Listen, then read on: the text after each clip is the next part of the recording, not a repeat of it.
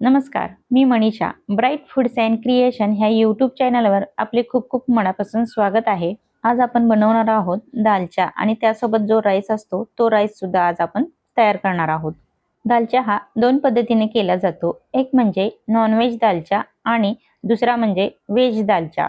खायला दोन्हीही खूप छान लागतात आणि मुख्य म्हणजे ही पौष्टिक अशी रेसिपी आहे. तर आज आपण व्हेज दालचा बनवणार आहोत. दालचा करण्याच्या पद्धती सुद्धा सर्वांच्या वेगळ्या आहेत. म्हणजे सोलापुरी दालचा, हैदराबादी दालचा अशाच वेगवेगळ्या पद्धतीने दालचा बनवला जातो. बनवायला खूप सोपी रेसिपी आहे. सहज तुम्ही करू शकता.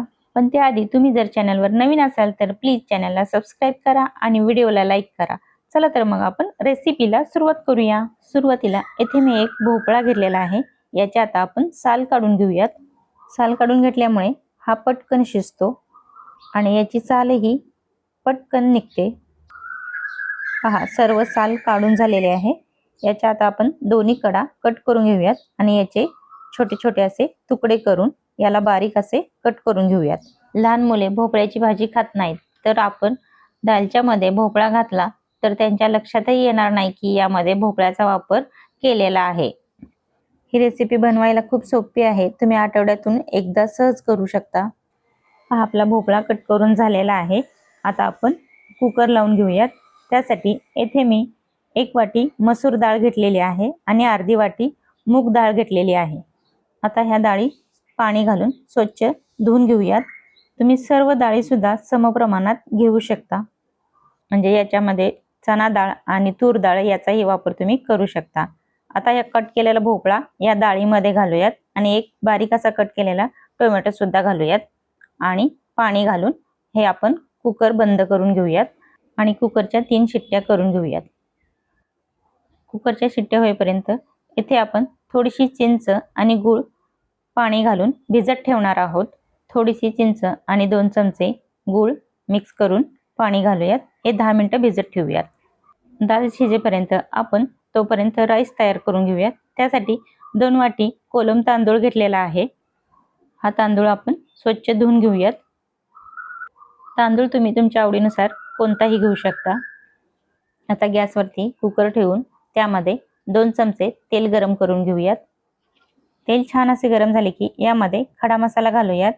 गरम मसाल्यामध्ये तुमच्या आवडीचे कोणतेही तुम्ही गरम मसाले वापरू शकता. येथे मी 5 लवंग, 5 मिरी, 1 चक्रफूल आणि 2 इंच दालचिनी हे सर्व घातलेले आहे. त्यानंतर 1 चमचा मोहरी आणि 2 चमचे जिरे घालूयात. हे छान तेलामध्ये छान मिक्स करून परतून घेऊयात. छान हा गरम मसाला परतल्यानंतर छान असा वास येतो. त्यामध्ये बारीक असा कट केलेला कांदा घालूयात आणि कांदा सुद्धा छान तेलामध्ये परतून घेऊयात. कांदा लालसर होईपर्यंत छान असा परतून घ्यायचा. गॅस हा मिडियमच ठेवायचा. अगदी 2 मिनिटांमध्ये कांदा परतून होतो. त्यामध्ये आपण राईस घालूयात आणि राईस सुद्धा या तेलामध्ये छान मिक्स करून घेऊयात. हा राईस तेलामध्ये छान असा परतल्यामुळे असा एकदम मोकळा मोकळा होतो.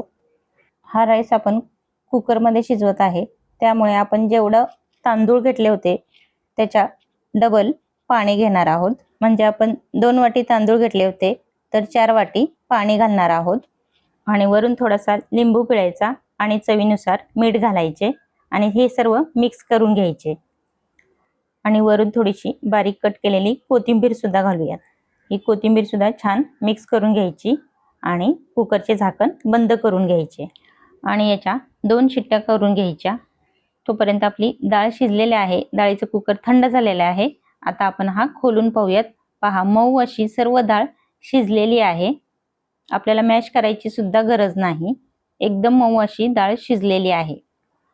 दालच्यासाठी थोडेसे वाटण करून घेऊयात. त्यासाठी एका मिक्सरच्या भांड्यामध्ये थोडेसे खोबरं, कढीपत्ता, 5 ते 6 लसूण पाकळ्या आणि थोडीशी कोथिंबीर हे सर्व वाटून घेऊयात. पहा, आपले आबडधोबड असे वाटण तयार करून घेतलेले आहे. थोडेसे जाडसरच ठेवायचे. आता इथे मी गॅसवरती पातेले गरम करायला ठेवलेले आहे. यामध्ये 4 चमचे तेल घालूयात. तेल छान असे गरम झाले की यामध्ये 1 चमचा मोहरी घालूयात आणि 1 चमचा जिरे घालूयात आणि यामध्ये असा उभा कट केलेला कांदा सुद्धा घालूयात. येथे मी 2 कांदे कट करून घेतलेले आहेत आणि कांदा सुद्धा तेलामध्ये छान असा मिक्स करून घ्यायचा।